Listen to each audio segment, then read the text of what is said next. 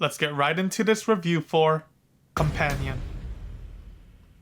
So Companion is already the final film that I'll be viewing for January of 2025. And to get into the main question, was this film a great way to end the first month of cinematic experiences on a high note? Absolutely. I highly recommend all avid moviegoers to go and watch this film at the theaters. It's undoubtedly a fun time, and the film will surprise most interested viewers in some way or form and leave you satisfied after the conclusion. There's a lot to love about this film, and honestly very few negatives in which I can bring up for this review. It's a unique cinematic experience that felt fresh and engaging throughout the 1 hour and 37-minute runtime. This is one of those films where I truly recommend moviegoers to just go into it as blindly as possible. There's a pretty high level of originality here that made this film an enjoyable experience, and this is similar to how I felt after viewing The Creator back in 2023 or even Upgrade back in 2018. These all felt like the rarer breed of cinematic experiences within their own circles of genres and themes that the films were trying to tackle. And I'm not saying these were all perfect films, as I don't believe there to be such a thing as a perfect film, but again, there's a level of creativity and depth in Companion that felt well crafted and meaningful.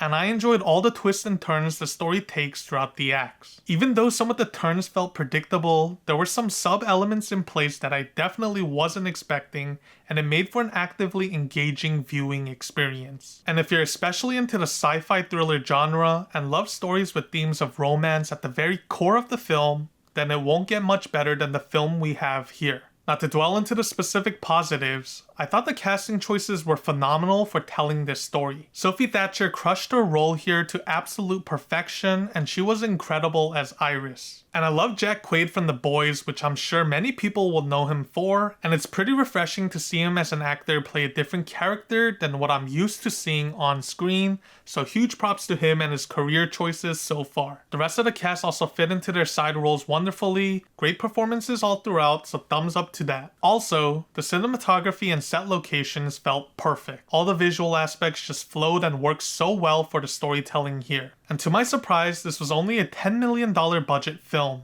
and I was shocked that the budget wasn't any bigger than that. So huge props to the cast and crew for budgeting this entire project masterfully. As for the story itself, I found it to be incredibly cohesive and well-rounded from beginning to end. It was easy to follow, and it felt creative enough in all directions to keep me pleasantly satisfied up until the very end. I know I'm being vague here, but I really don't want to give away the story elements, as I believe you should go into this as blindly as possible. But yeah, there's a lot of swings the film takes, and none of them ever felt half-baked. The many emotions and shock factors they go for in this film felt like pretty solid home runs to me. Sure, the core of this story does linger into the B-tier territory, but this entire cinematic package seems to go above and beyond the B-tier calling and many steps along the way. My final score for Companion ends up being 9 out of 10.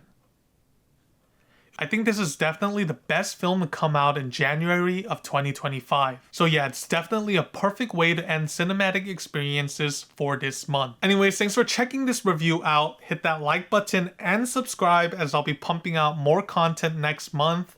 Keep checking in because I do watch and cover a wide variety of cinematic experiences. Can't cover all of them depending on the release schedules, but I'll try my utmost best.